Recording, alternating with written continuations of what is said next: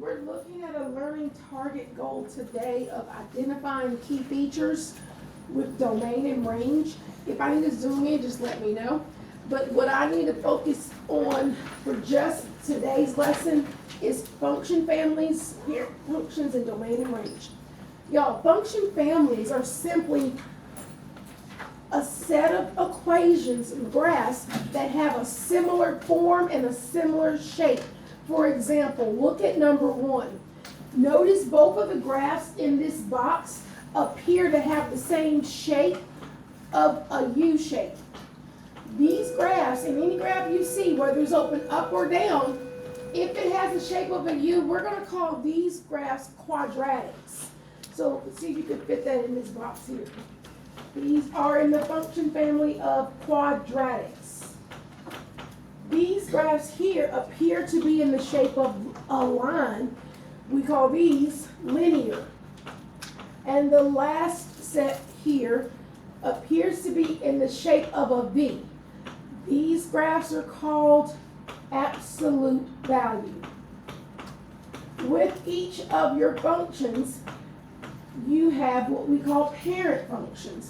Y'all, the parent function is like what I think of as the mama and daddy function. This is the function that shows your graph in simplest form. So whenever you look at a parent function, it's always going to be written as an equation. So let's look at the equations for each one. For linear, the equation is f of x equals x. For absolute value, the equation is f of x equals the absolute value of x. And for quadratic, this one is f of x equals x to the second power. These are your equations. The parent function itself, we're going to do sketches. I found that it's going to take a little longer today when I teach how to use the graphing calculator. So whenever I can keep it moving and just make a sketch of a graph, we're going to do that, okay? Precision will come into play when we do systems of equations because you have to have the points exactly in the right place. But for today, I want you to give me a good sketch, all right? So for our linear equation, the parent function always starts at my origin. So I've got a point here at 0, 0. Let me zoom in so you can see this because we know there's an invisible, I love invisible math, there's an invisible 1 right here, which basically means I have a slope of 1. So if I were making this graph, see if you can give me a slope of 1 by starting here and going rise over run, y'all, up 1, right 1, up 1, right 1. Continue the pattern this way. And then reverse it to go down, left, down, left. Since we're doing a sketch from here, I just need you to connect them. You don't have to go all the way through as far as making a point for each part. But that's pretty much what your graph should look like for the linear parent function, okay? For your absolute value, again, we have an invisible 1 for our slope. And the way this is going to be graphed is we start at the origin of as well. My slope is 1, so with absolute value, I'm going up 1 over 1 continuously. But on the left side, we're not going to go down left. We're going to go up left because absolute value is the distance from 0, whether it's on the positive side or the negative side. Doesn't matter. So it makes a V shape. Go ahead and finish the sketch for that. All right, questions on those? These are not the most important things, but on your test, we always give vocab, where you might have a section of just matching the function families. I give you a graph, you look at it, and you say, oh, that's in the shape of a U, it's quadratic. Or this is just in a straight diagonal or up and down, it's linear, all right? Quadratic, like I just said, is the shape of a U. Start at your origin, 0, 0, for your first point. These, I'm going to give you the first 3 more precise so that it looks more like a U shape. You're going to go over 1, up 1, and then over 2, up 4.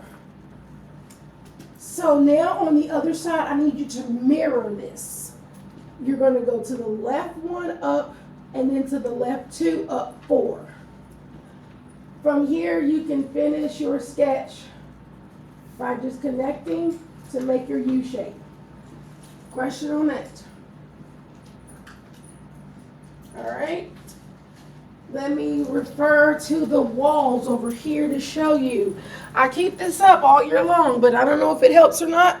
I don't take it down. Y'all, your domain. Your domain of your function is always your x values represented by your graph, with the range being the y values, okay? The order matters. When you read a book, you read from left to right. That being said, when you look at this next section here, we're talking about domain and range. Y'all, the domain, write that on the first blank here, are all the possible x values for your graph. We're looking left to right. Look to the left, look to the right. X values are left and right. The range is all the possible y values for your graph. So how low does the graph go? How high does it go?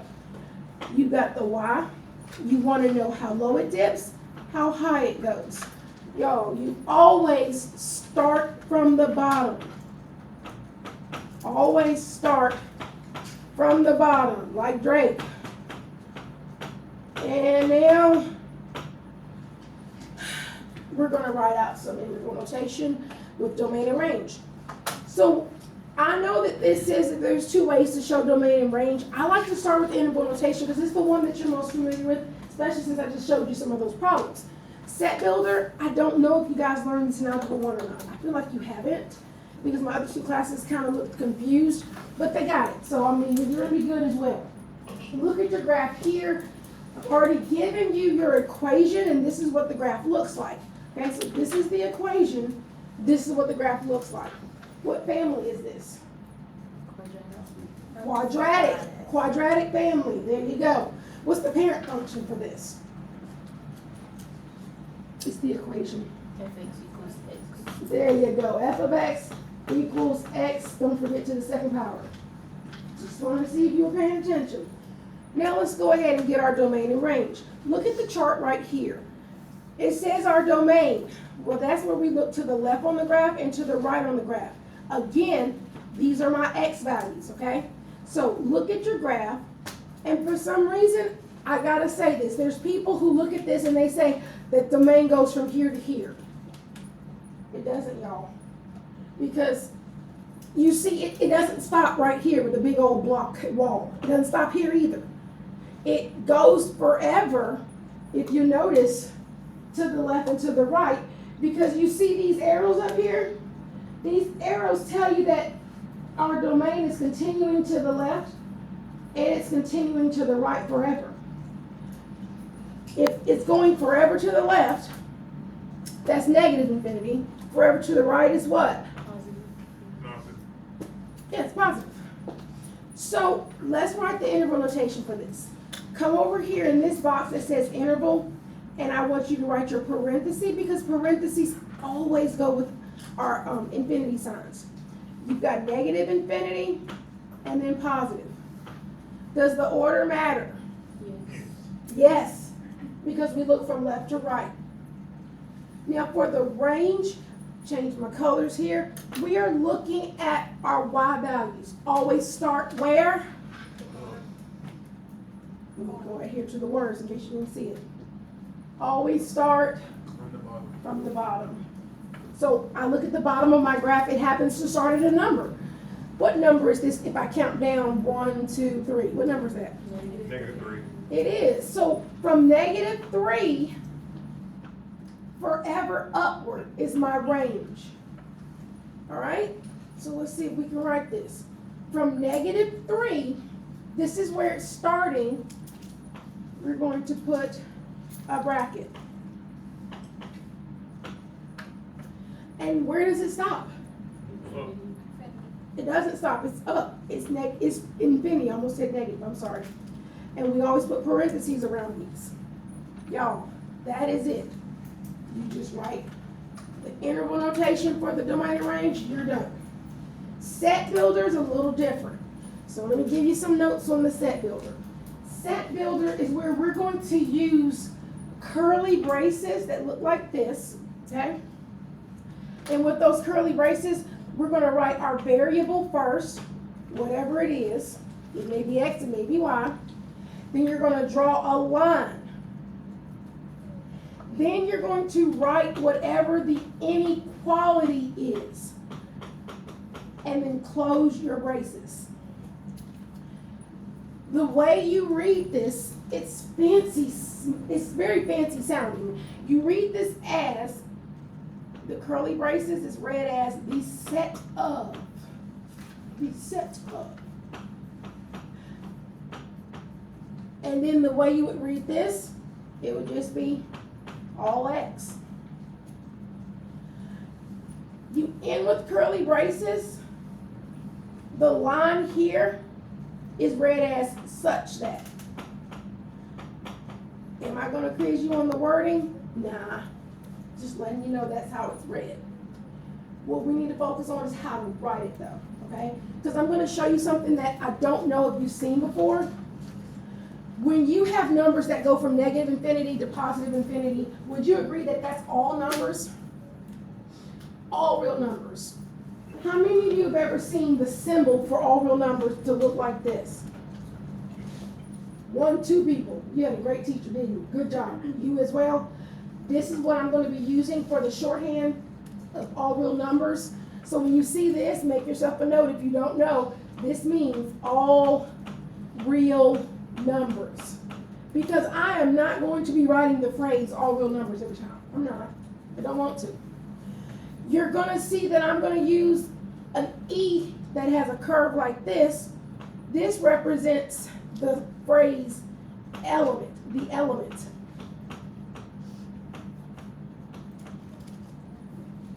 So let's do this in set builder. I forgot to show you all that the range was down and up. I meant to write that here. So set builder starts with curly braces. Come over here, write curly braces. I'm doing the domain first. What letter is domain? X. X. So you're going to draw an X, draw a line. Got it? The inequality is basically telling me what this says with the variable and the symbols, okay? What this says is that your X is an element of all real numbers. Close your curly braces and you're done. That's the easy one. Set builder for range. Start your curly braces. And what letter do we use for range? Y is correct. Write your Y, draw your line. Now this time, we're having to say what this graph shows. Remember on the warm-up, when we did interval notation and I told you to go back to writing the letter with the symbol and the number, that's what we're about to write right here. Because this graph is showing that the values of your Y, okay, the values of your Y are above -3. How do I write above -3 as a symbol? Tell me yes. What symbol would I use to show above? Greater than? Greater than. Y values are greater than, and don't forget the line, or equal to -3, because I have a bracket that tells me that's got to have a line. And y'all, that's it, I'm done. That's it. You're just telling me what the graph says. And in this case, in case you're looking and you're like, I have no idea what you just did, lady, think of it like this. This is the lowest the graph goes, right? Everything of the graph is above this line. So that means the range of my graph from the bottom is at -3 to positive infinity. If everything is above, then that means it's greater. If the graph was opening the other way, it would be less, okay? And we're gonna have one like that as well. Flip to the next page. We're about to practice again, but this time we need to sketch the graph because it's not giving us the graph. See, it says here, given the functions below, sketch the graph on your coordinate plane. And then I want you to identify the domain and range using the correct notation. This is where we're going to squeeze some stuff in here because I'm telling you on one of them to do interval and the other to do set builder, but I wanna do both. Because I feel like you need to see that more than just one time. So let's do the sketch for number 4. Y'all, let me give you a little precursor. We're using graphing calculators. If you've never used a graphing calculator before, raise your hand. I just need to get an idea how many of them. Can you raise it a little higher than that? Okay, all right. So not that many. So a lot of you use it. This shouldn't be too difficult. For the things that you may not remember on a graphing calculator, I need you to jot down, because what we're going to do is type in this portion on our calculator. So to do this, you first have to type, write this down please, type y equals, and then to get these bars you see here, you're going to press second, 0, enter. Then you're going to press the button on the calculator, and it looks like it says, I think it's X theta, and let me see this real quick. X T theta. It's going to be a button that looks like this, like that. You're going to press that button, because that button will give you the variable X. And then you're going to press -4. All right, so let's take this slowly. Your calculator, I don't know what screen it's on. Turn your calculator on, please. And then, depending on what screen you're on, will depend on where you're going to press first. Your calculator may already be at this screen. This is where I need to be. I want to get to this screen here. So what you got to do is press y equals, just like I told you to right there. Then, what did I tell you to do next? Second 0 enter. Second 0 enter gives you the bars. If you need me to come show you, I will. I got my walking shoes on for a reason. Typically I wear tennis shoes every day. So I'm just saying, I got you if you need help. What you got, baby? This screen was Out there. All right, there you go. Thank you. Anyone else? Need me to fix your calculator? All right. Will it not show you the first part or? Okay, so everything's gonna have to be inside here, and we're not doing that. Crap, I did not mean to delete that. Man, I'm so sorry. Sorry, let me go back to it. So inside here, this is going to be X -4, okay? So I got, oh, I forgot to type it out myself. I got X -4, and I want to make a sketch, right? So to do the sketch, I need to see what the graph looks like. If you have to take a guess, what button do you think would show the graph? The word graph. I wasn't trying to be funny, but it is that. Press the word graph. If you press the word graph and it does not show, let me know and I can show you what's wrong with your calculator. Because sometimes the calculators have been zoomed in. Sometimes the calculator, somebody pressed the button and it's going to say error quit. So if you see the word error or if it's not showing the graph, I need to come fix your calculator. Yes, all right, so let's see what the problem is. We're going to go to the problem. Here it is. Inside here should be X, and then -4. On the outside, we're not going to put this right here. All right, so, yes, there you go.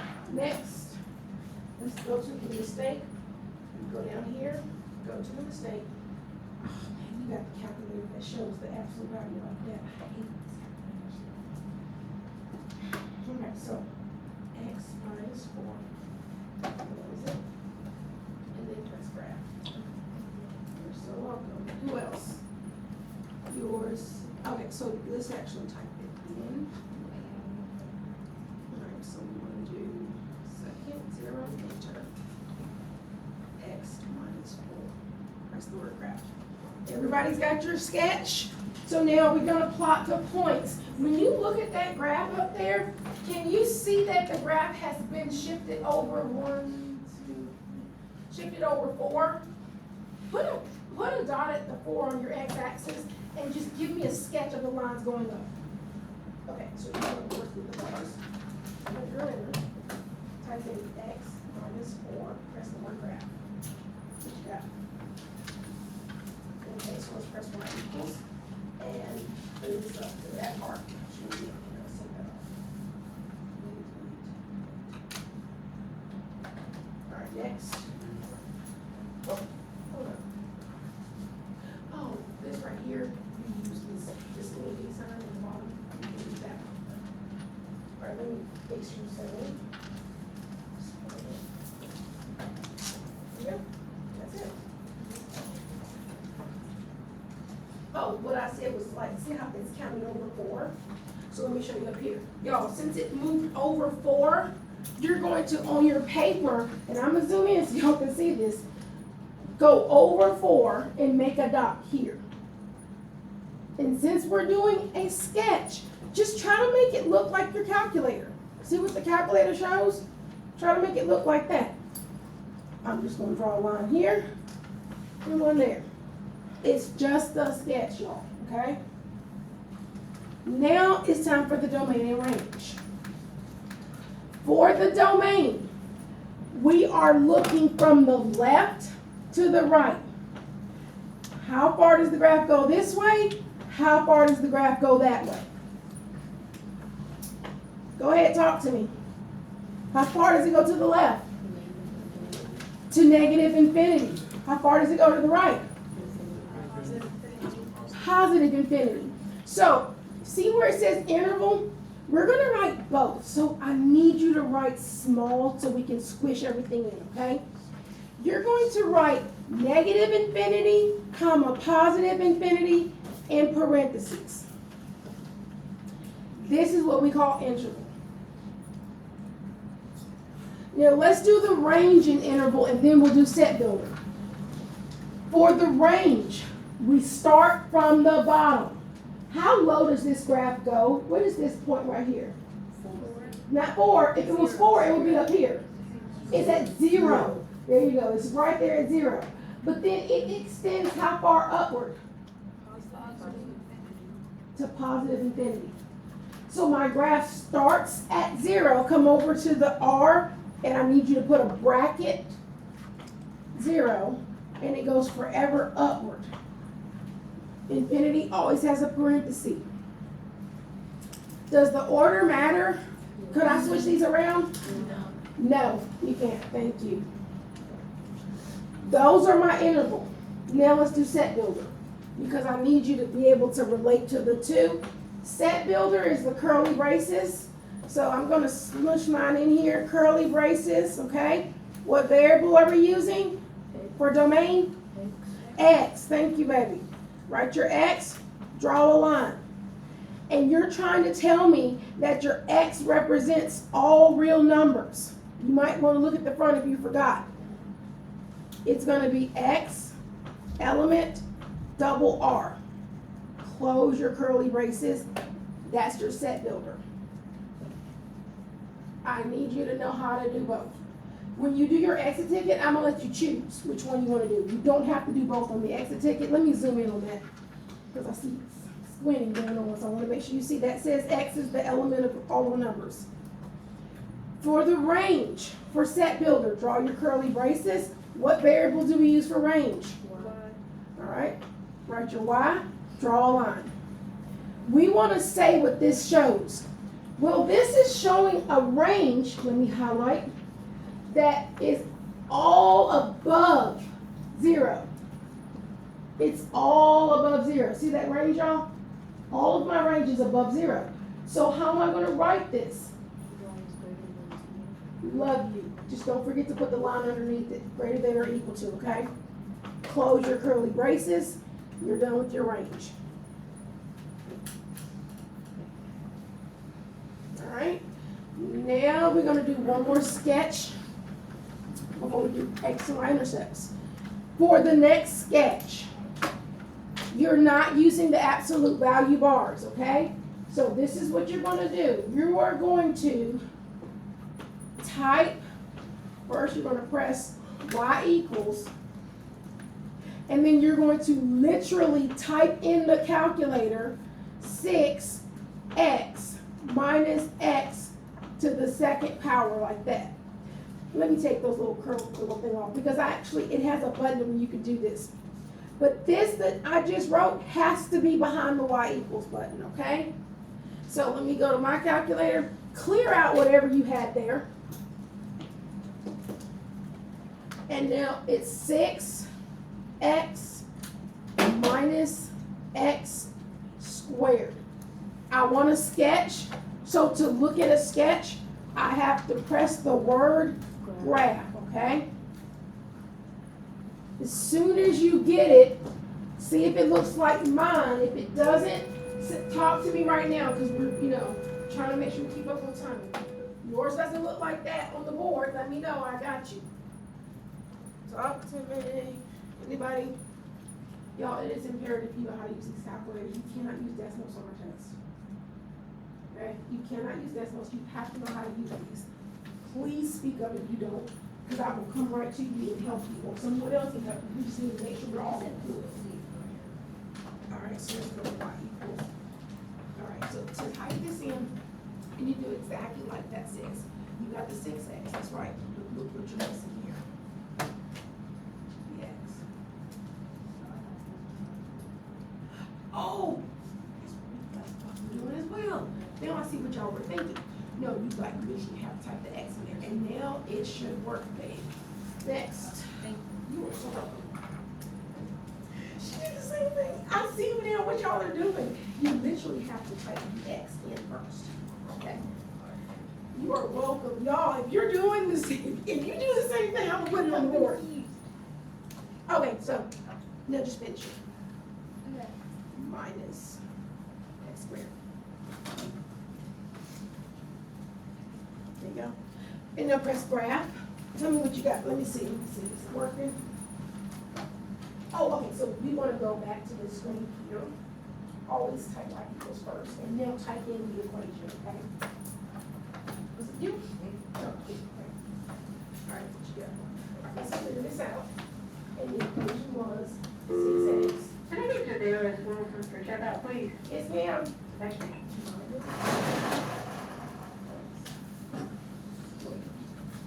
Let's graph it.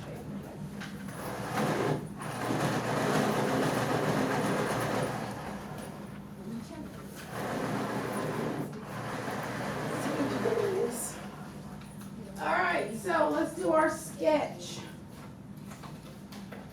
How high does this graph go? Can anybody count up here? You said 7? You sure? I thought it was higher than that. Just put that back in your folder over there, because you won't have to worry about doing one today. I think it's higher than 7. I think it's 9. Yeah.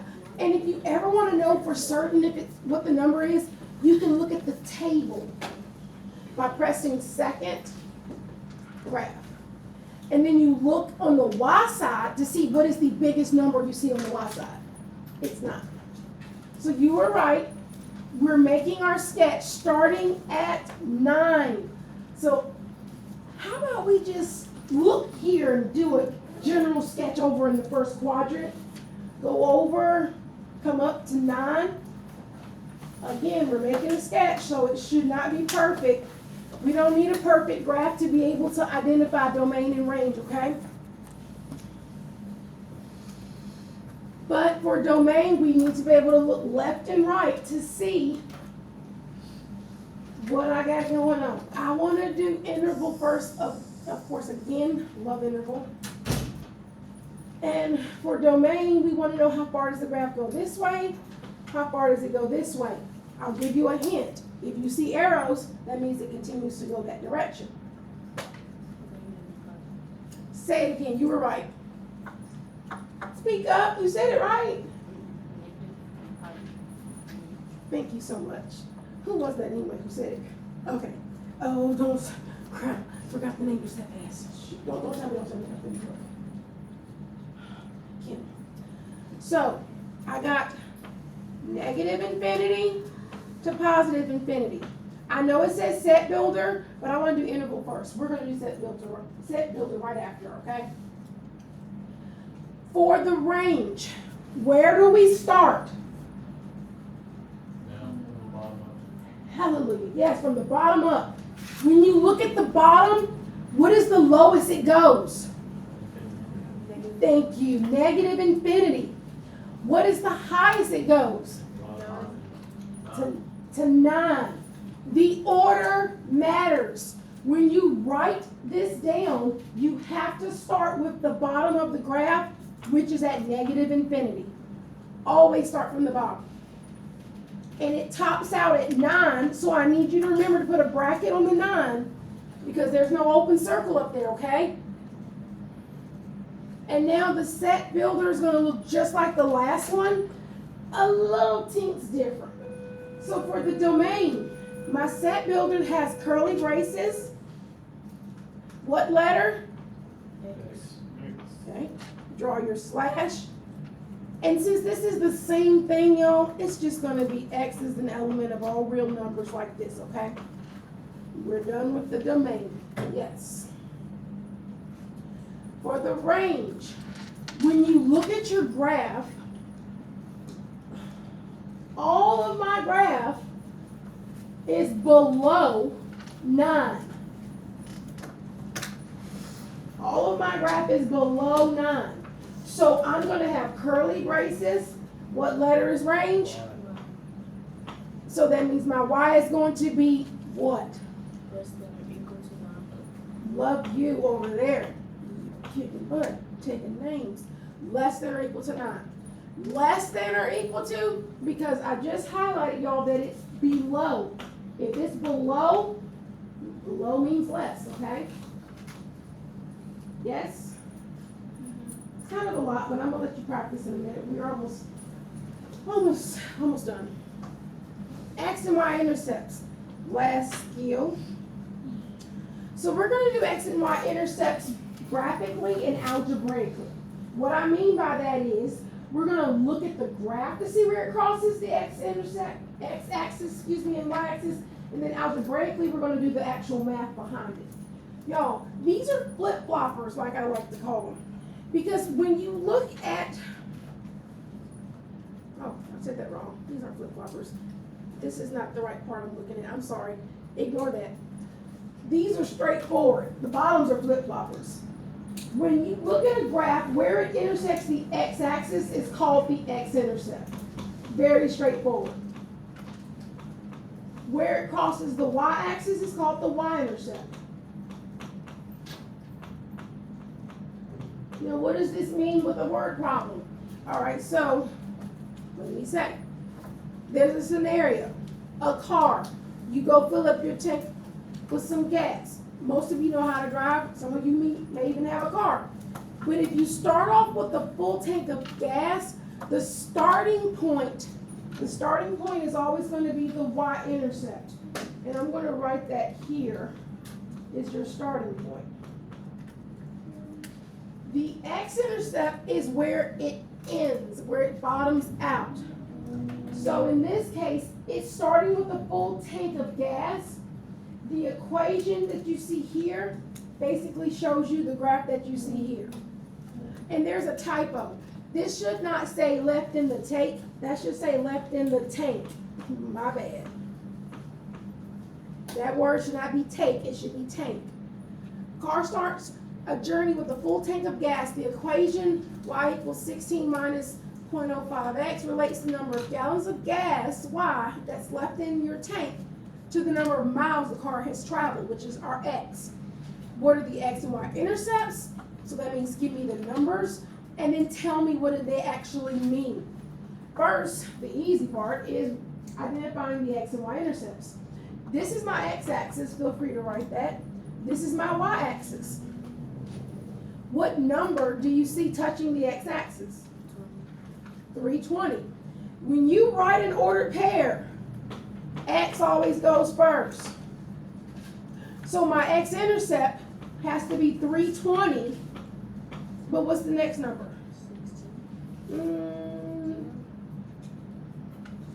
It's over 320. Did it go up any?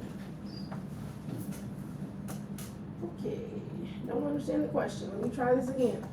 It's over 320, but is it up or down? If I start here and go over 320, and I don't move up or down, it's 0. That is my x-intercept. What does it represent? I'll give you a hint. It has to do with this here. The distance to what? Traveled until what? Think of it like this. You have a tank full of gas. You have traveled 320 miles. Where is your tank now? Empty. There you go. The distance traveled to empty. That is the number of miles you can go. You can go 320 miles and you ain't got no more gas left. You out. The y-intercept is on the y-axis. What number do you see here? 16. So when I write this ordered pair, I'm going to put a 16 where the y goes, but I'm going to put a 0 where the x goes. Because it's not left or right. Y'all see that? This 16 is straight up on the y-axis. So in this case, I guess I should have said these are kind of flip-flopped in the sense that when you tell me the x-intercept, the y has to be 0. When you tell me the y-intercept, the x has to be 0. What does 16 represent?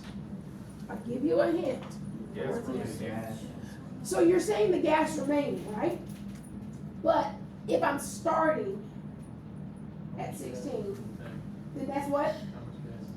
There you go. How much gas is in the tank? So we can say, how much gas in the tank? Or some people just say, can we just say full tank? Yeah, because it represents your full tank. It tells you that. Ask you to start with.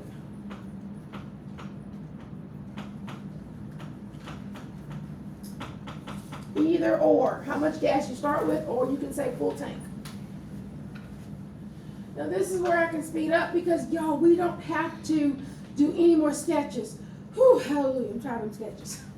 All you have to do is type these equations in on your calculator and then look at the calculator for the x and y axis. That's it. Okay, that's all. When you do number 6, in case you forgot, you are going to press y equals first. So press y equals. Then you're going to press second, 0, enter. That is how you will get the bars. But y'all, the only thing in the bars is the x. You got to come out of the bars to type -3, okay?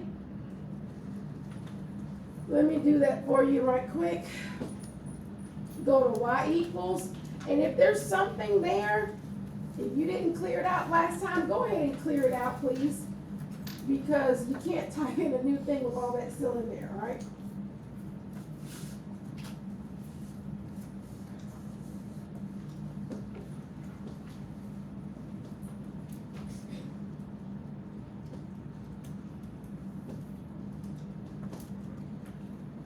Before you press the word graph, make sure you typed it in exactly how you see it on my board. Second, 0, enter, gives you the bars. The only thing inside the bars is the x. Outside of the bars, -3.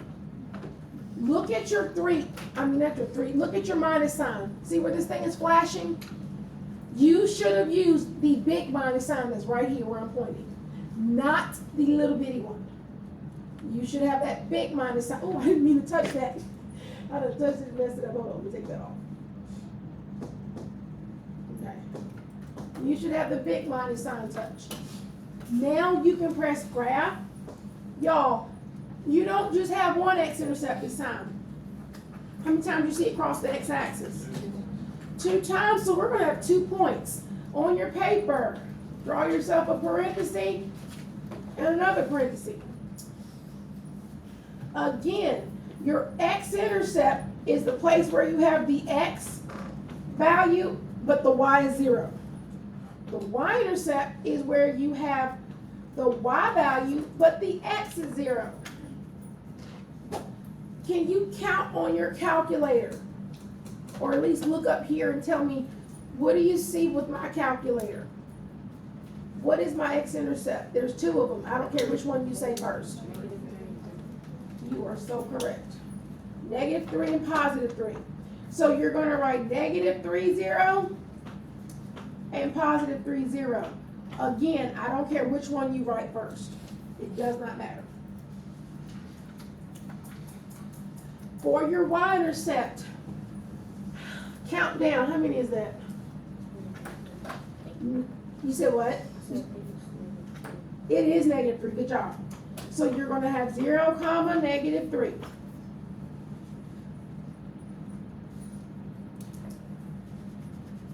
This is what we call graphical, because you just look at the graph. Now look at the next one. This sketch will look different. To save time, can you guys just look at the graph up here? If you feel comfortable in typing it in, you may. But I don't want you to get lost when the main thing I want you to know is what the graph looks like. So I'm going to go to y equals. You can just watch me if you're getting confused. You don't have to type it in.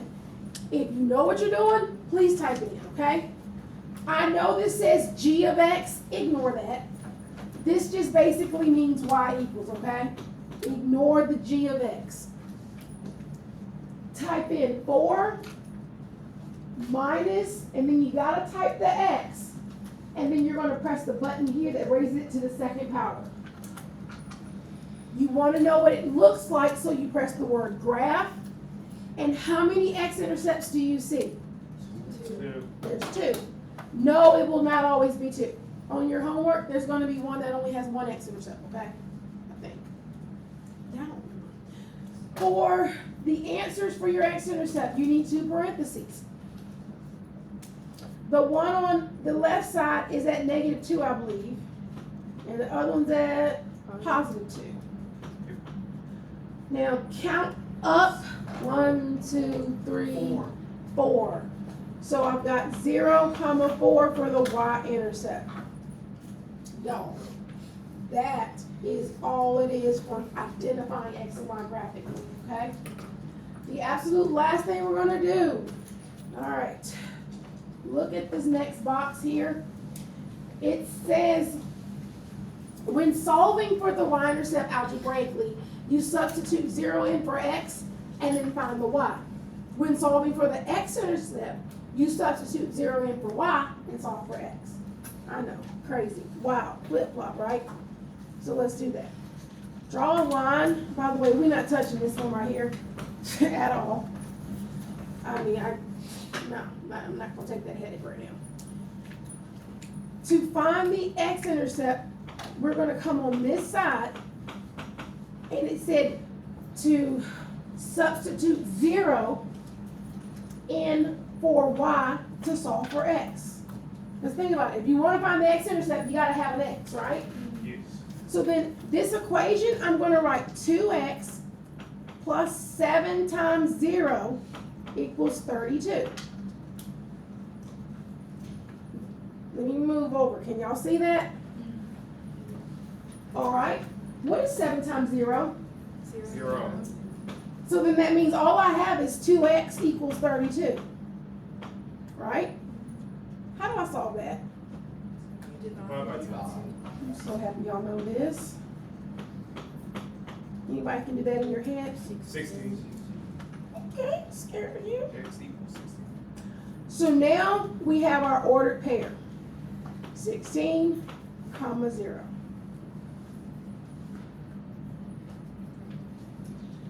All right, the next one. You are going to find the y-intercept. So we're going to do a flip-flop. To find the y-intercept, you have to let the x be 0. So write 2 times 0 plus 7y equals 32.